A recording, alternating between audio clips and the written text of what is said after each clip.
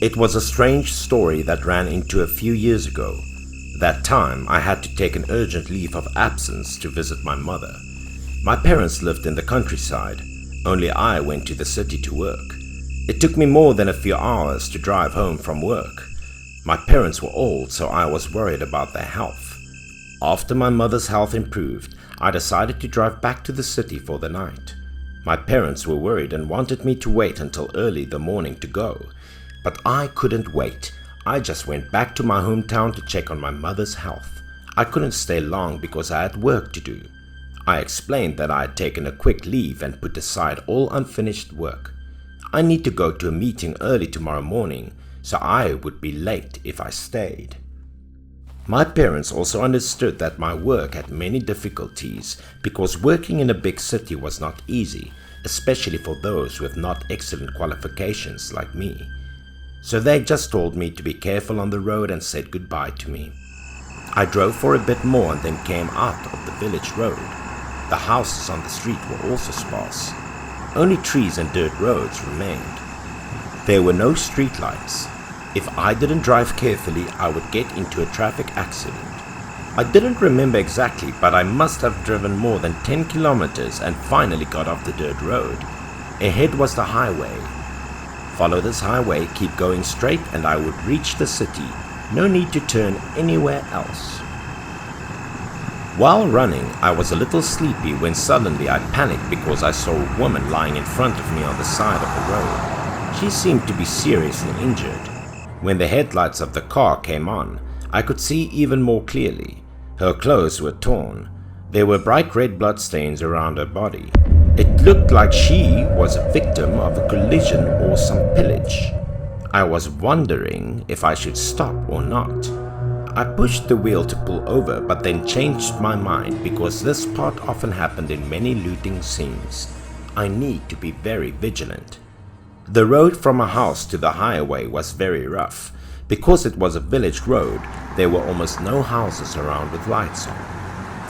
While driving, I thought about the girl just now, wondering if she had an accident or not. But I still had work and took care of my elderly parents. I couldn't risk my life. I also apologized to the girl. If she was injured, I wouldn't have been able to help her. But then I thought I should put that aside to focus on driving. Suddenly, I saw something equally strange. So many confusing things happened to me tonight. On the side of the road, a woman was standing and waving to a car to hitchhike. It was strange. Why were there so many women walking alone on this deserted street? I thought about it and ran up to check it out. When the woman saw me, she took another step forward and waved her hand faster to get my attention.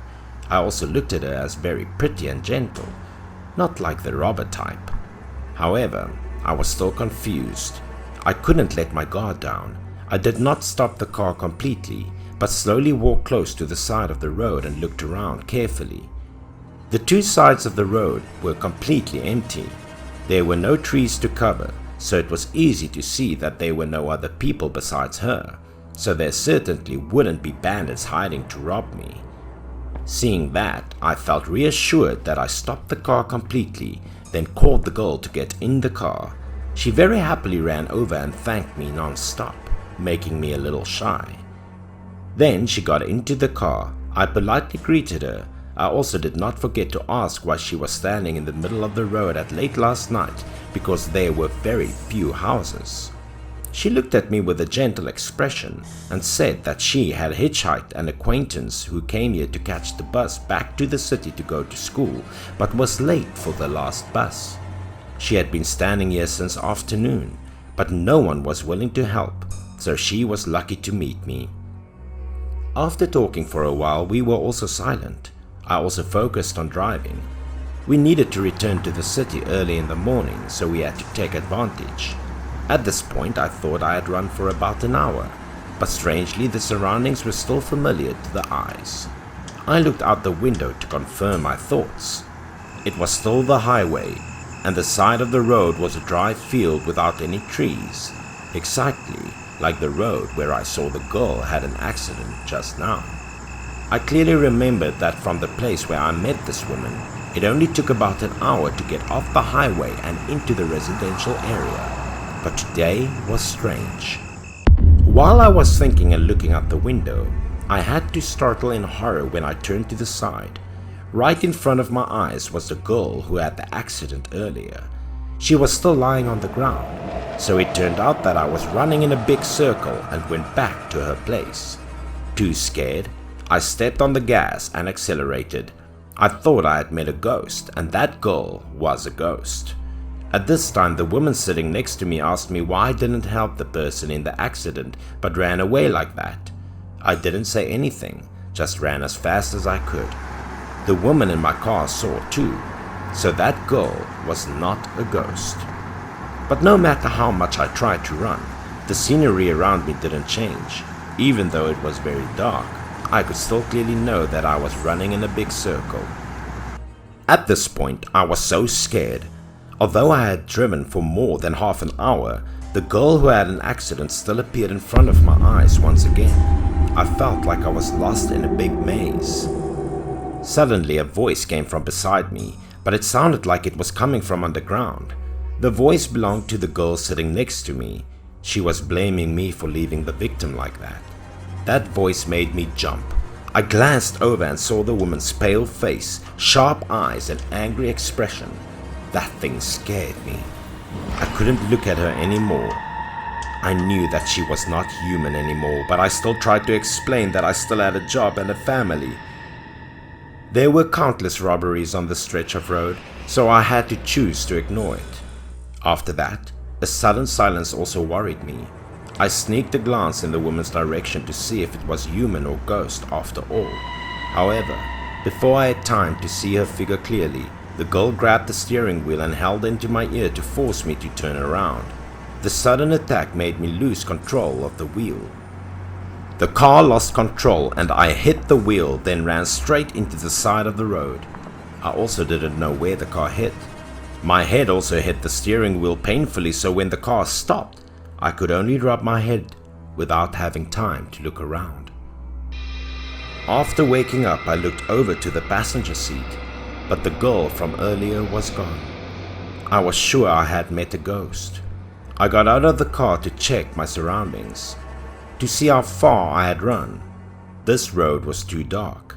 I couldn't see anything around clearly. I could only follow the light from the car to go. But I hadn't taken 10 steps before I had to stop. Cold sweat poured out like water because of what I saw before my eyes.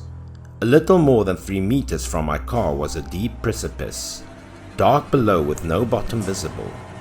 If the car did not stop in time, it could have plunged straight into the bottom of the cliff. That thought made my limbs so weak that I couldn't even stand. I fell to the ground and my body kept shaking from fear. I sat there for a long time to regain my sanity. Then I got into the car again and kept going. I thought the other woman scared me because she wanted to save the girl in distress. Just like that, I continued to run. The road gradually became familiar. I knew what I was about to see. As I expected, the girl who was injured in the accident once again appeared on the side of the road in front of my eyes, the same as before. She was still lying like that. This time, I decided to stop the car and check her out. I would have guessed that the woman in the car and the girl in the accident were the same people. She was dead, so she appeared to make me help her body. At this point, I didn't think much of it. I turned the girl over and called her to see if there was any reaction or not. But surprisingly, when I saw her face, it wasn't the woman in my car. They were 2 different people. After checking, she was still breathing but very weak, so I rushed her to the hospital. The road went very smoothly, no more strange happenings. Feeling guilty the next day, I bought some fruit to visit her. The girl said she had a traffic accident and was robbed. If it weren't for me, she wouldn't have survived.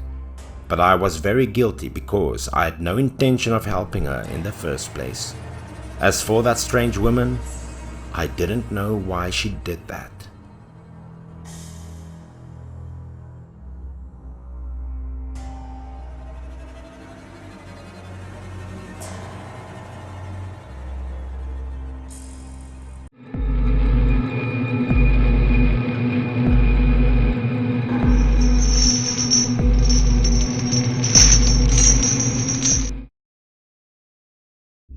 This story I heard from my old friend Kaleem. The story may sound a bit ridiculous, but he firmly asserts that the story was true.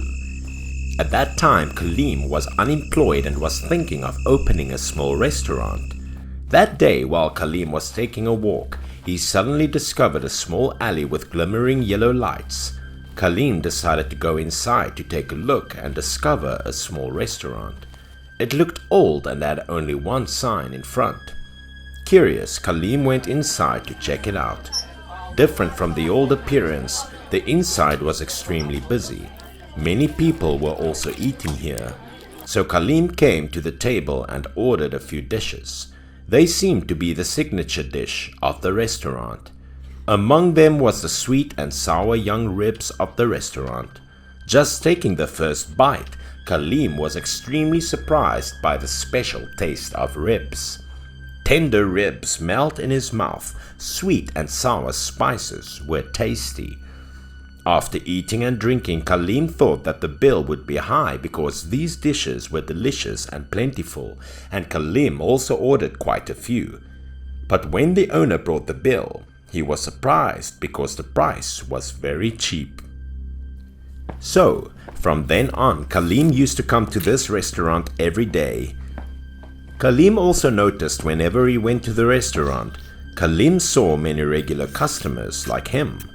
Only strangely, they looked very similar. Everyone was fat. Perhaps only Kaleem was the slimmest in the restaurant.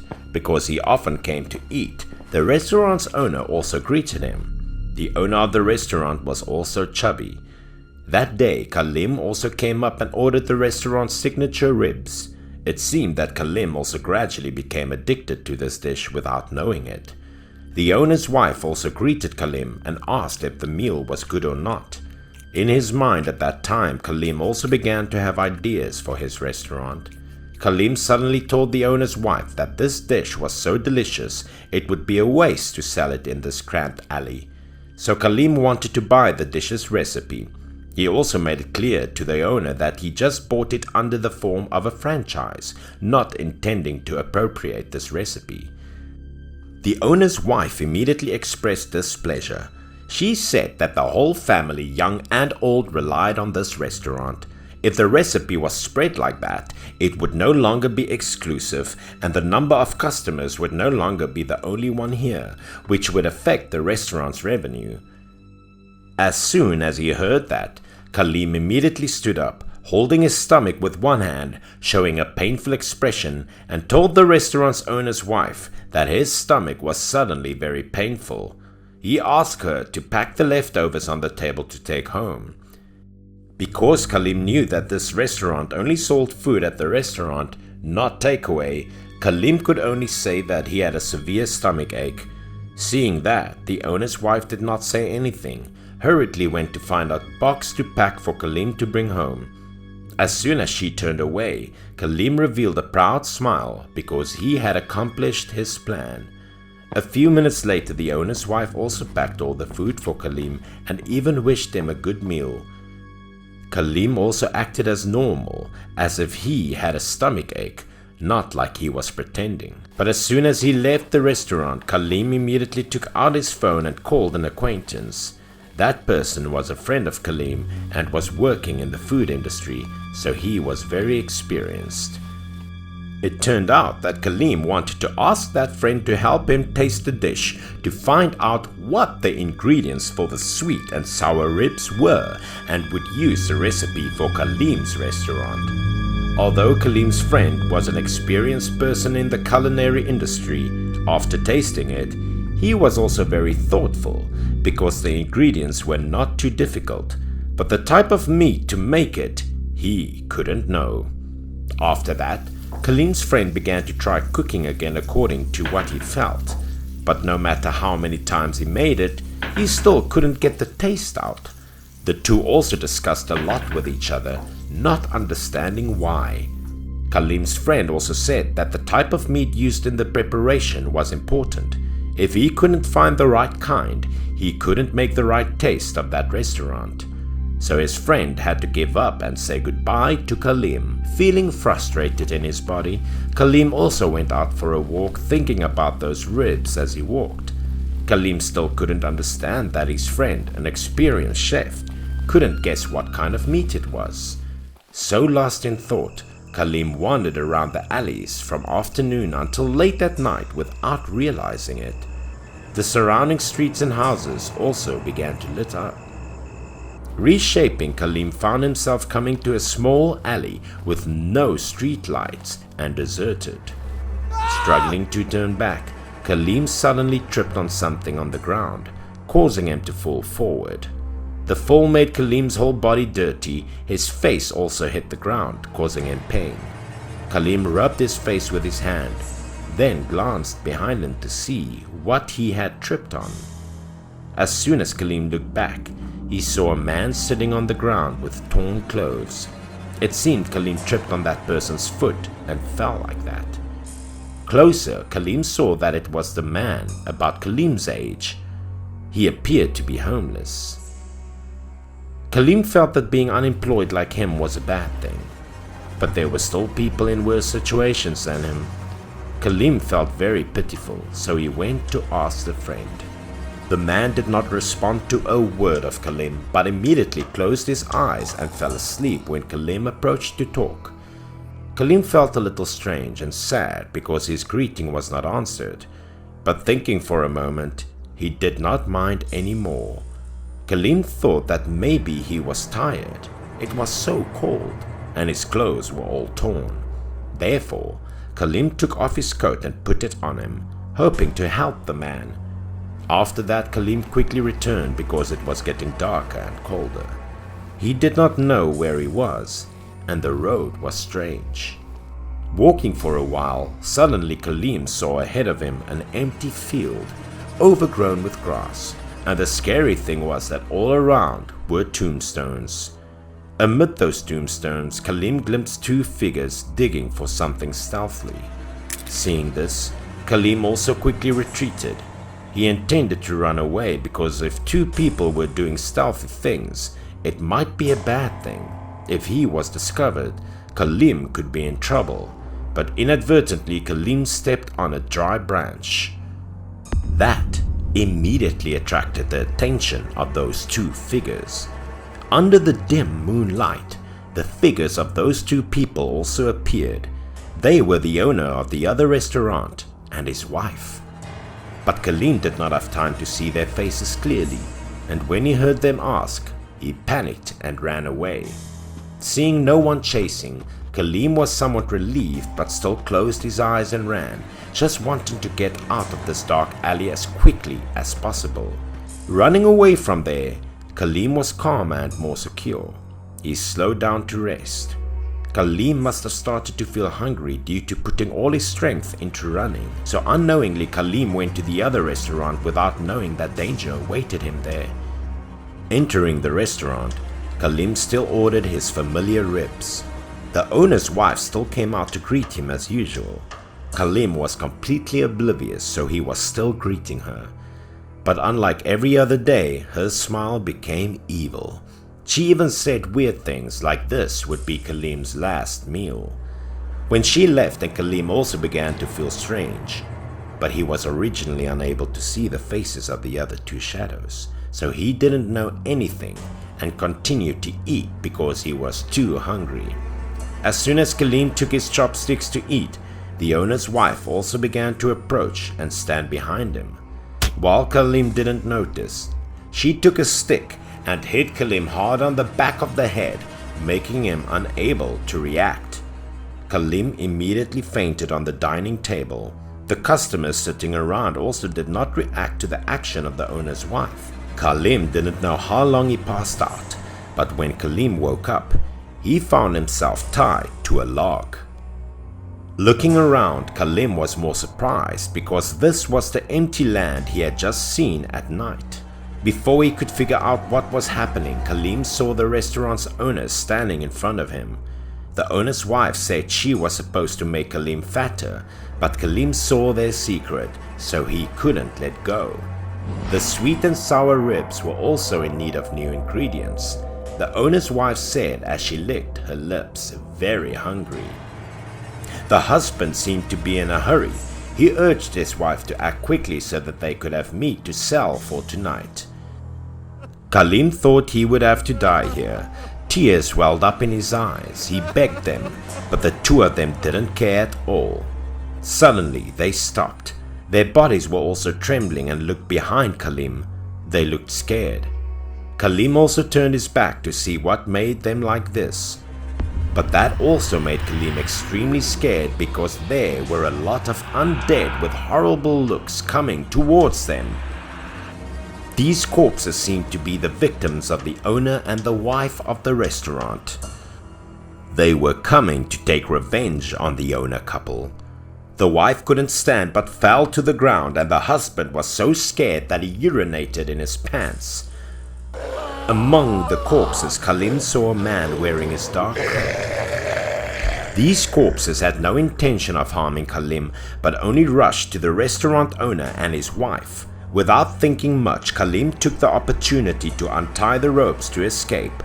When he looked back, Khalim saw that the other couple was surrounded by these corpses. Once again, Khalim escaped from there fast, until he was too tired to run. Then he stopped and thought. Remembering the words of the owner's wife, it turned out that the type of meat used to make ribs was human meat. That made Khalim disgusted and vomit. Khalim quickly informed the police. They also went with him to the cemetery to check it out. But strangely, there was no trace there. Khalim went to the restaurant, but when he arrived, the restaurant was gone. It was a dilapidated house and seemed to have been uninhabited for a long time.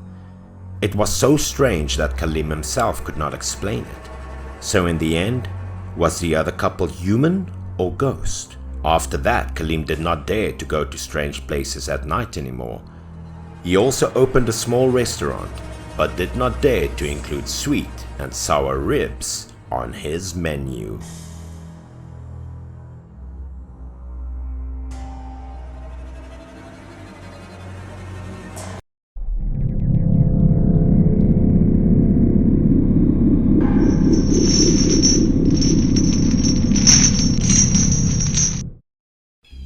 It happened to me a few years ago. I was a police officer working at the city police station, and the department I worked in was receiving reports from residents. That night, about midnight, I was alone on patrol when the sound of the door opening with a bell drew my attention. When I looked out the window, I noticed a woman walking from outside. She was completely silent as she walked inside and looked at me. Her stomach was big as if she was pregnant. I was also curious why a pregnant woman was here at this hour. I remember the woman's face being very pale, and she constantly hugged her stomach. It seemed that she was about to give birth soon, and she looked at me when I asked her a question. When I noticed she was still silent, I inquired again. She just moved closer to my desk. Suddenly she became agitated and stated that her son had gone missing during the night. Unable to hear the end of the story, but seeing the woman too excited to scream, I advised her to remain calm and recount the incident. She explained that she lived in room 603 of an apartment in the heart of the city, because she had divorced for a long time and only lived there with her son. Tonight, she and her son went to bed earlier than usual because her son didn't feel good. She quickly fell asleep because of tired after a hard day working. After that, she didn't remember how long she slept, but she needed to use the restroom, so she woke up. Before stepping down the bed, she looked inside to see how her son was, and unexpectedly, he wasn't there. But because it was an apartment, she was on the 6th floor, so it was relatively safe. She didn't think a child could go inside. He might have been just playing in the living room, so she walked towards the living room to find him. But when she looked around the living room and the kitchen, she discovered that her son was nowhere to be found. She began to panic, but she tried to calm down and continued to look everywhere in the house, including the toilet, but everything was empty. In a panic, she ran out the house's doors and double-checked, only to find that they were all locked from inside, preventing her son from leaving the house. She felt like a boy had vanished into thin air, leaving no trace, indicating that this wasn't a typical kidnapping case. After hearing everything, I was upset because it was clear that her story was somewhat unreasonable and her mind wasn't in any good state, so I simply asked the address correctly and recorded it, saying that I would send people to check. But she became extremely aggressive. Her face changed. She held at me and demanded that I investigate immediately, otherwise she would die. I had not yet answered her when the phone rang. I asked her to let me pick up the call, then I would continue to assist her. She didn't say anything, remained completely silent while I listened to the phone. It was another case, and I meticulously recorded everything. After finishing the call, I continued to speak with the woman. I wanted to know more about his age as well as the circumstances of his son before he was lost. But now the space was eerily silent. The woman had vanished. I sat down and crested for a long time, because I remembered that if anyone walked in, the door would also emit noise and the alarm, but clearly I didn't hear any sound earlier. The story also passed nearly a week later, and I didn't hear anything about it, so I didn't pay much attention until one day, when I was ordered to go to the chief's department. So before starting to work, I presented an order. The chief stated that after receiving reports of residents living in the city where there was very strong stench coming from an apartment of their building, they wanted police to investigate. I was appointed with a colleague and I was just a supporter, so I asked him about the exact address where the problem occurred. He stated that it was an apartment in the center and that the room was reported was room 603. He also stated that he hoped to have no murders committed. After hearing it, I began to wonder, because this address sounded very familiar. It seemed that I had heard it somewhere. All the way to the site, I was constantly thinking about it. After parking, the two residents who reported the case were about to wait for us. They resumed their narration. They were neighbors on the same floor as room 603. About a week ago, the apartment began to spread a very strong stench, so they had to call the cops. After a while of talking, they began to lead us to the apartment. On the way, my colleague suddenly reminded me of the woman who had appeared in the report a week ago. It appeared that she was also staying in this building. As soon as he mentioned it, I recalled everything. In fact, the woman claimed that she was in apartment 603 of this building. That worried me because I ignored her words, and when we stood in front of the door, we smelled a horrible stench. We obtained the key from the building's management, so we could open the door directly. The dark room was crawling with flies. The smell was caused by a corpse lying on the floor, which was reported by neighbors. I was terrified as I looked at it. My body was shocked and turned cold. The corpse had decomposed a lot and the body was full of bugs, but looking at the clothes, they were exactly the same as what the woman wore that day. On the ground was a pool of blood mixed with solutions flowing from the body. Maggots were everywhere. The scene was extremely terrifying. My colleagues and I were stunned by the scene before our eyes. I began to have many thoughts. I was afraid that this was related to the woman's case that happened the other night while I didn't care what it was. The case was so serious that it should have been transferred to the criminal department, but I didn't listen to the information about that case until a few days later. But I couldn't sleep because I always regretted that I considered it seriously when the victim came to the report, so I decided to meet with the chief to tell the truth. I confessed everything to him, that a week ago the victim came to see me and report about the missing son, but I didn't investigate it.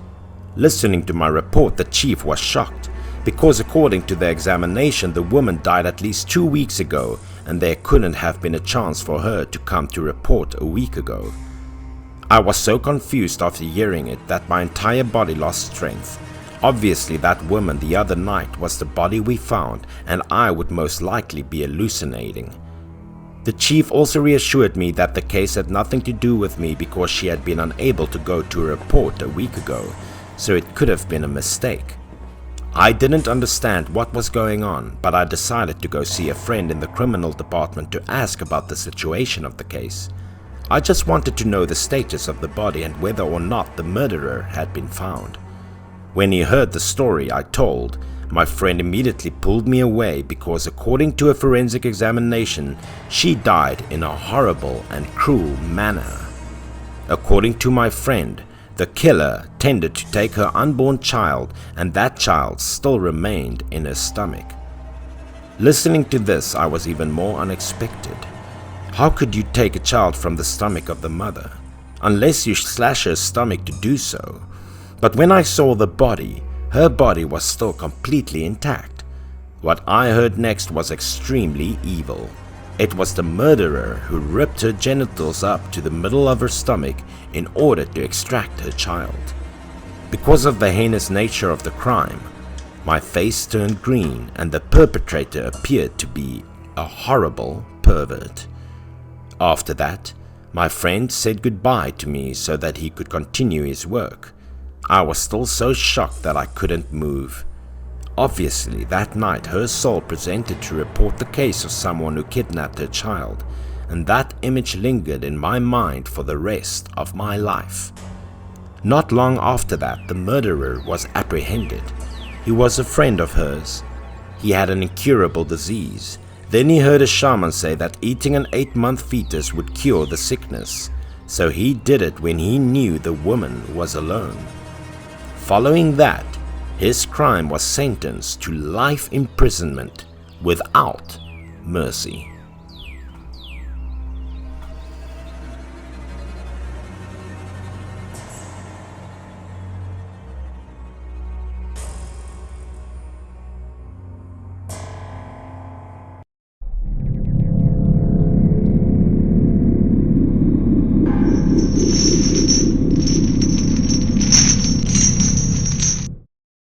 A long time ago, I told my close friend about a camping trip I went on a few years ago. During that camping trip, I encountered a strange thing. That also was the last time I saw my travel companion. To this day, I still couldn't contact him. A friend in my group was also curious to ask if I had tried contacting that friend again. But the truth was that I went to his house in a high-class apartment block down the street, but still no more news. When my close friend heard about it, he was skeptical and didn't know what was wrong, so he could only reassure me to go to the police to see if he could help. When I heard that, I sighed because I did everything but could not. By the way, I also told my close friend about that strange camping trip of mine. At the time, I had an appointment with that companion, my college classmate and another female friend to join a mountain climbing camp organized by ourselves. We set off very early because we had to catch the bus to a remote suburb. This place was famous for its high hills and dense forests full of mysteries. When we got there, we were so excited, everyone was anxious about the upcoming climb trip. After arriving, we decided to rent a small room near the hill to rest because it was also late. That night we slept at the motel and only wanted all of our energy to spend the next day's expedition. Before we started, we also heard horror stories that happened in the same forest. But with our stubborn nature, we decided to ignore the rumors and head straight for the hill as planned. After going into the forest for a long time, we could not see another turn. I was afraid that we would all get lost if we continued further inside. So we all discussed whether we should stop and pitch a tent here for fear that the deeper we go, the more dangerous we would be. At first we were hesitant, but because there was a woman in the group, we also decided to set up to our camp right at the edge of the forest, near the road going down the hill to ensure safety. During our lunch break, the whole team ate and talked about what we needed to do that evening. When it was dark, we decided to go deeper to facilitate exploration but still keep a safe enough distance to run down the hill when something went wrong. We were halfway down the street when this female friend said she needed to go to pee and told us to stand here and wait for her for a moment. I advised her not to go too far, and then talked with the other companion and discussed with them whether to choose this flat place to pitch a camp or not. I was afraid that if we went deep into the forest, there would be no phone signal. After agreeing, we decided to set up camp here. When the female friend returned, we had finished everything.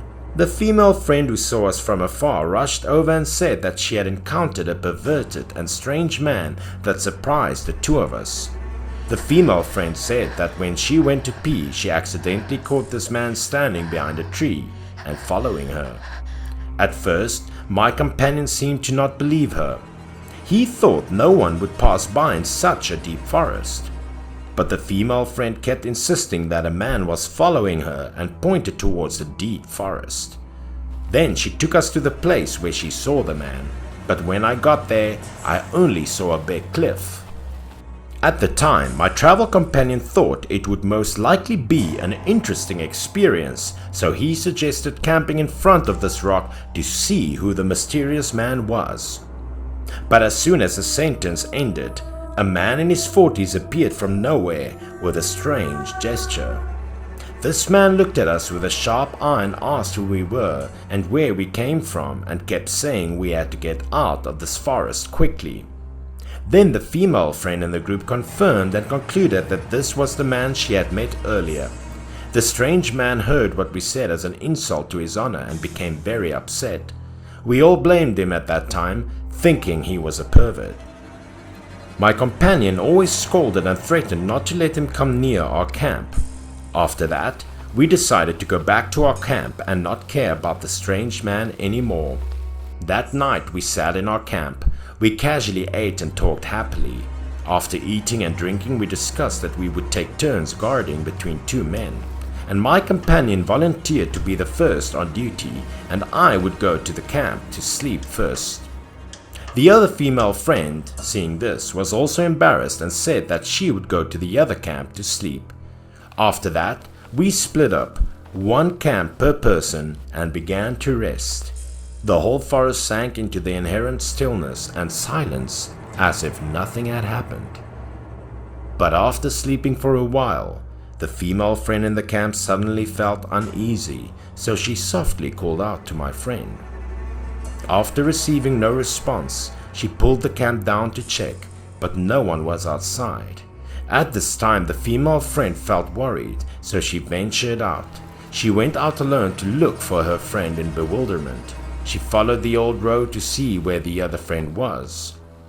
After a while of looking for him with no result, this female friend returned to the original cliff where we came from. By chance, she met the strange older man from earlier. Knowing she was looking for a friend, the older man turned his face back, and as if to say that her friend was inside the cave. So she immediately ran straight into the cave, calling out the name of her friend. But once inside, she saw no trace of her friend, nor heard any reply.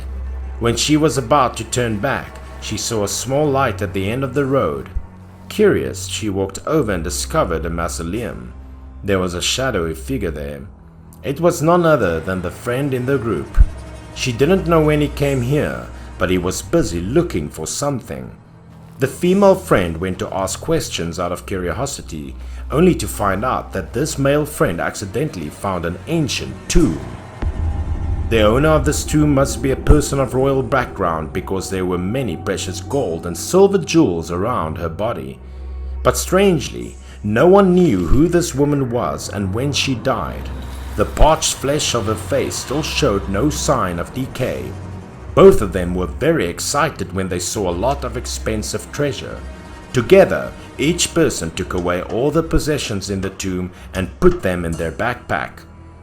After taking it, the two quickly pulled each other out.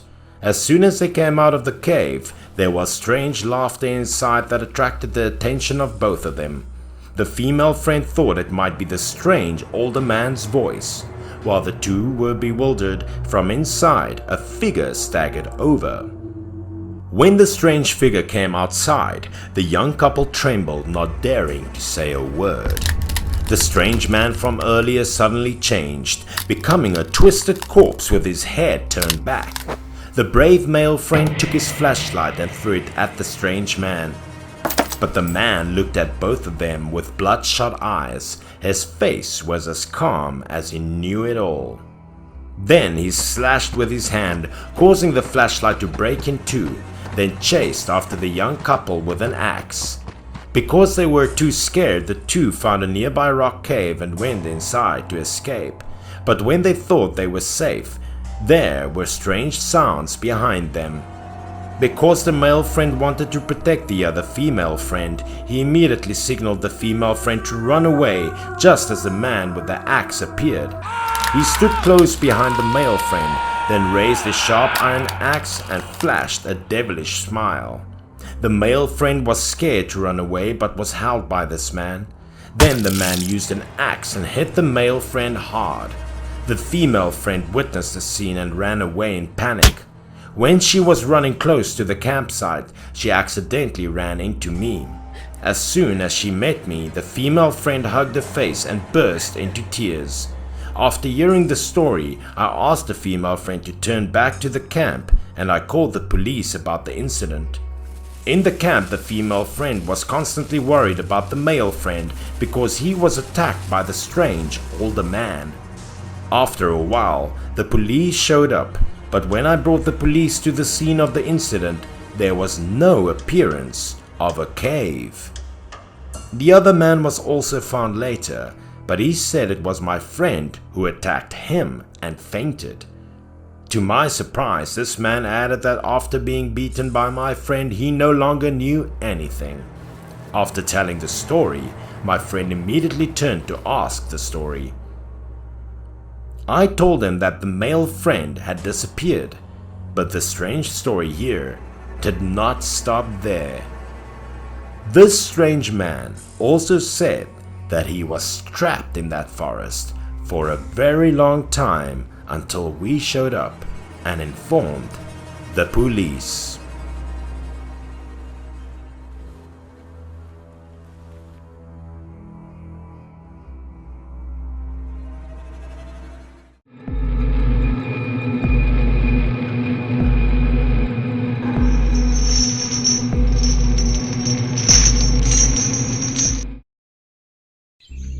This story happened to me about 3 years ago. At that time, after graduating from university, I got a pretty good job in the city. I also rented a small apartment near the company for convenience on the way to work.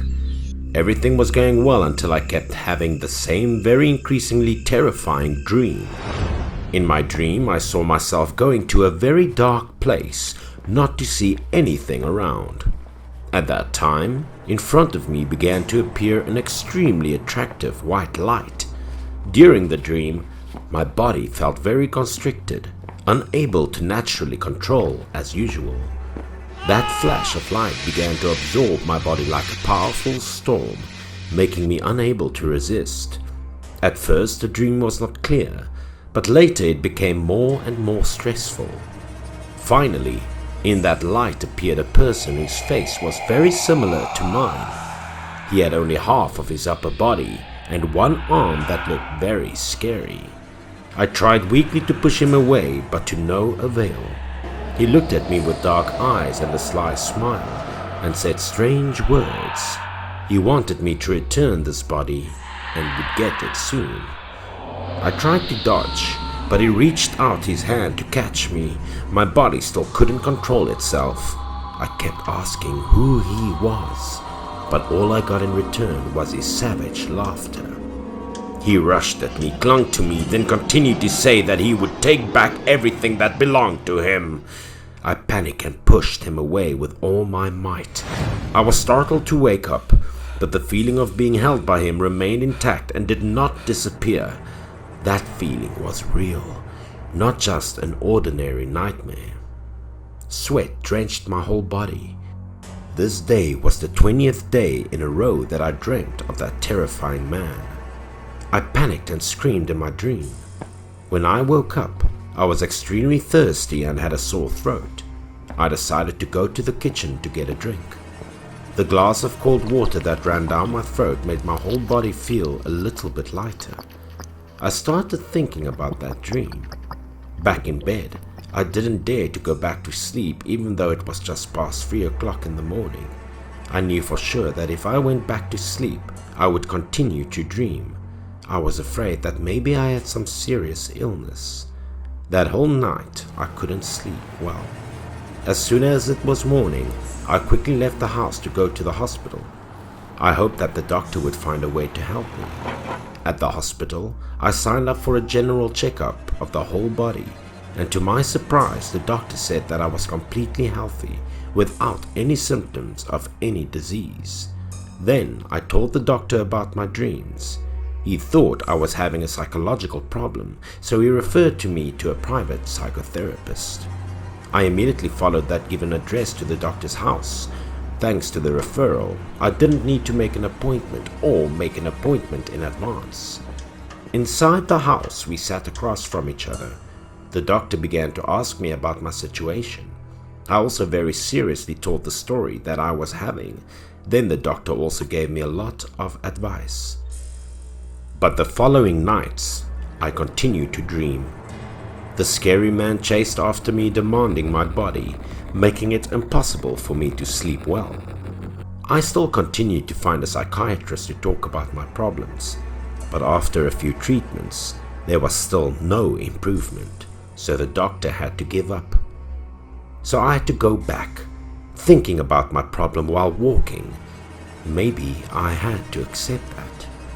Because I didn't get enough sleep, even seriously lacking sleep, my body was always in a lethargic state.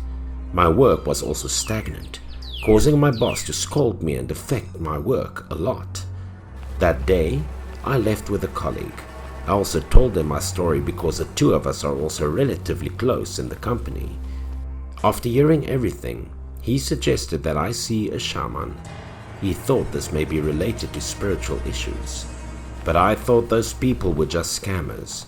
I was not originally the type of person who believes in ghosts, so I didn't even agree about going to a shaman.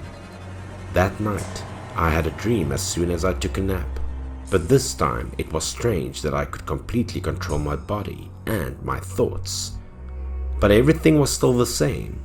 It was still a very dark space that couldn't see anything around and couldn't see the other man, so I tried to run away. Suddenly my body felt extremely heavy. I looked back and saw that the man had been clinging to my back ever since. This time he didn't keep his distance to talk to me like before. His voice rang out. He said it was time for me to disappear to give him my body. I wouldn't be able to escape. Panicked, I used all my strength to pull him out of my body. His body clung to me just as he said that I was about to disappear from this body. It was difficult for me to break free from his grasp. It also hurt my hand from his clinging. He still didn't show any anger, but in return he gave a scary smile and said that my body was his own sooner or later, so he wouldn't rush to wait until the time was right. Although scared, I still tried to ask who he was, why he was clinging and wanting to harm me like that. After that, I also warned him to stay away from me. Otherwise, I decided not to stand still and wait to die. But he didn't seem to mind my threats. He revealed his true form with a mouth wide to ear and black eyes. He said that what belonged to him came back to him and then disappeared. I woke up. It was already morning. As always, I was so tired that I couldn't breathe. The feeling was still as intact as in a dream. I felt my hand hurt. After looking back, the bruise was still there. It was clear that everything happened, not a dream. At this point, I understood that the doctors in the hospital could not help me. What I needed was something spiritual. I immediately took out my phone and contacted a colleague. I remembered the shaman he introduced. Although I didn't trust spirituality very much, this was probably my last hope. When I mentioned it, my colleague thought I was making fun of him, because just the other day I said many bad things about this shaman. After listening to my explanation, my colleague also believed I wanted to see that shaman, so he was very excited. He immediately gave me an appointment. After work, They would meet there and go to the shaman together. I was so impatient that I arrived at the appointment earlier than planned. But when I got there, I also saw a colleague who had been there before. Maybe he's also interested in my story. Along the way, he also introduced a lot about the shaman. It seemed that he took the shaman very seriously. Arriving at the place, the colleague also advised me a few things before entering. After having said that, he went to knock on the door and called the shaman. It seemed that he was very familiar with the place. An older man with no hair on his head and a cheerful face opened the door for us. He greeted his colleague enthusiastically. After that, the colleague quickly told the shaman about my story and hoped that he could help. The shaman looked at me. The atmosphere became silent. I did not know what he was doing, only seeing him looking at me for a long time. Then he said that the grudge had existed since before birth. This thing was inevitable because the resentment was too great. I was still bewildered. I didn't understand what was going on and didn't know what to say. My colleague asked the shaman on my behalf again. The shaman said that maybe I didn't know about my twin brother when I was still in the womb, but my mother could only keep my brother or me, and she chose me. When I heard that, I was surprised because I had never heard my mother talk about this. The shaman added that my twin brother was the one I had seen in my dream. At this point, my head suddenly hurt so bad. Maybe what the shaman said was true. That was why my body reacted so violently. Perhaps that the twin brother was also very distressed and deeply resentful of me. That also made me extremely self-blame. Seeing this, the shaman also comforted me. He said it was not my fault and that this choice was a must for my mother to make. I did not want to harm my brother, so I asked the shaman to help him without hurting him. The shaman then took out 2 talismans and gave them to my colleague and me. He told us to put it on. It would protect us. Next, the shaman clapped his hands together, muttering some incantation. Gradually in front of me, the man I met in my dream also appeared. It seemed that the shaman wanted to talk to him. The shaman wanted to let him understand that the previous choice had nothing to do with me and should not hold such hatred, but the man disagreed about it. The shaman was still very patient, continued to explain to him, and hoped that he would transcend reincarnation. But he became angry. He looked straight at me and asked if I was thinking about gratitude. Why did not give him my body, but use a shaman? Obviously, I wanted to erase him again.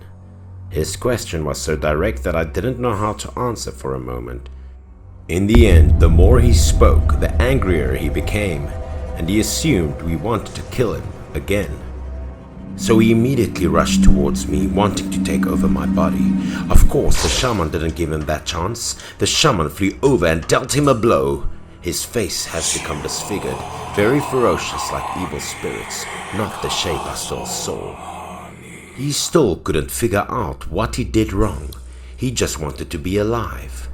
Without saying much more, the shaman took a small vase. He began to perform strange movements and chanted mantras. Immediately, my brother's soul was sucked into a small vase without being able to resist. The shaman closed the vase's mouth, his face a little sad. I hope the shaman didn't hurt my brother because I owe him too much. The shaman told me to rest assured because he will find a way to reincarnate my brother into a member of another good family. That thing made me feel more secure. Since then, I no longer dreamt of him, but in my heart, I still had a lot of guilt about my twin brother.